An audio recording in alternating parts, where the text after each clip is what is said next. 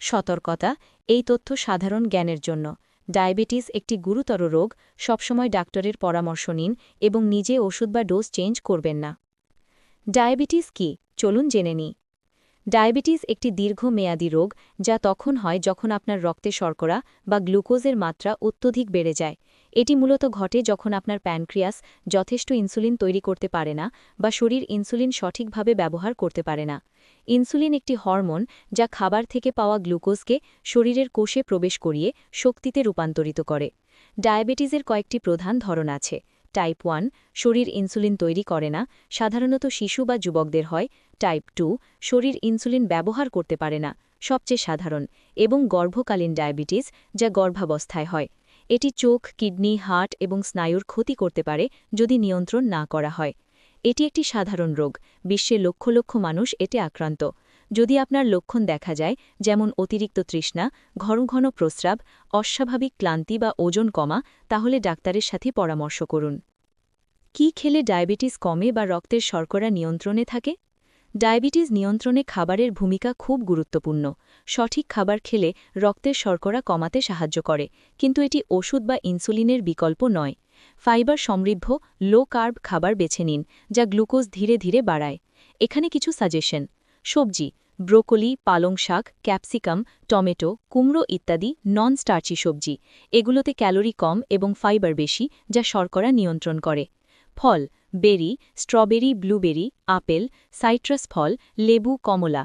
পুরো ফল খান, জুস নয়, কারণ ফাইবার থাকে যা শর্করা দ্রুত বাড়াতে বাধা দেয়। প্রোটিন সমৃদ্ধ খাবার: মুরগি, মাছ, ওমেগা-3 যুক্ত যেমন স্যালমন, ডিম, টোফু, বাদাম, আলমন্ড, পিস্তা, লেন্টিলস এবং বিনস। এগুলো শর্করা স্থিতিশীল রাখে। Whole grain: oats, brown rice, quinoa. এগুলোতে ফাইবার থাকে যা হজম ধীর করে। অন্যান্য: অ্যাভোকাডো, ফ্ল্যাক্সিড, কিমচি বা প্রোবায়োটিক খাবার। প্রতিদিন 25 থেকে 30 গ্রাম ফাইবার খান। এড়িয়ে চলুন চিনিযুক্ত খাবার, ক্যান্ডি, কেক, সোডা, সাদা চাল, আলু, ফ্রাইড ফুড। প্লেটের অর্ধেক সবজি, 1/4 প্রোটিন এবং 1/4 হোল গ্রেন রাখুন। সবসময় ডাক্তার বা ডায়েটিশিয়ানের সাথে আলোচনা করে ডায়েট প্ল্যান করুন। ব্লাড সুগার মাপার সঠিক নিয়ম: রক্তের শর্করা মাপতে গ্লুকোমিটার ব্যবহার করুন। এটি নিয়মিত করলে ডায়াবেটিস নিয়ন্ত্রণ সহজ হয়।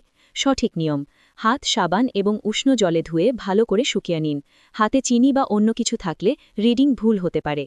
গ্লুকোমিটার চালু করুন এবং টেস্ট স্ট্রিপ ঢোকান। ল্যান্সেট দিয়ে আঙুলের পাশে, নখের কাছে নয়, ছোট ছিদ্র করুন। হাত নিচে ঝুলিয়ে রাখুন যাতে রক্ত সহজে বের হয়। রক্তের ফোঁটা স্ট্রিপের প্রান্তে লাগান। কিছুক্ষণ অপেক্ষা করুন, মিটারে রিডিং দেখাবে। রিডিং রেকর্ড করুন এবং ল্যান্সেট বা স্ট্রিপ নিরাপদে ফেলে দিন। সকালে খালি পেটে, খাবারের আগে, পরে বা ব্যায়ামের আগে মাপুন, যেমন ডাক্তার বলেন। যদি ফাস্টিং টেস্ট হয়, 8 থেকে 12 ঘন্টা খাবার না খেয়ে করুন। মিটারের ম্যানুয়াল পড়ুন এবং ডাক্তার দেখান। ইনসুলিন নেওয়ার পদ্ধতি: ইনসুলিন সাধারণত ইনজেকশন দিয়ে নেওয়া হয়, যেমন সিরিঞ্জ বা পেন দিয়ে। এটি চামড়ার নিচের ফ্যাট লেয়ারে দিতে হয়। সঠিক পদ্ধতি: হাত ধুয়ে নিন, ইনসুলিনের বোতল চেক করুন। যদি ক্লাউডি হয়, হাতে রোল করুন, শেক করবেন না। সিরিঞ্জ বা পেন প্রস্তুত করুন। সিরিঞ্জে ইনসুলিন টেনে নিন যতটা ডোজ বলা আছে, পেনে ডোজ ডায়াল করুন। ইনজেকশন সাইট বেছে নিন। পেট, নাভির কাছাকাছি নয়, উরু, নিতম্ব বা বাহুর পেছনে। প্রতিবার সাইট চেঞ্জ করুন যাতে ঘা না হয়। চামড়া পিঞ্চ করে তুলুন 1 থেকে 2 ইঞ্চি। সুই 90 ডিগ্রি অ্যাঙ্গেলে ঢোকান। প্ল্যাঞ্জার টিপে ধীরে ধীরে ইনসুলিন ঢোকান। 5 থেকে 10 সেকেন্ড অপেক্ষা করুন যাতে সব ঢোকে। সুই বের করে নিন এবং সাইট চাপুন, ঘষবেন না। ব্যবহৃত সুই শার্পস কন্টেনারে ফেলুন। প্রথমবার ডাক্তার বা নার্স দেখিয়ে দেবেন।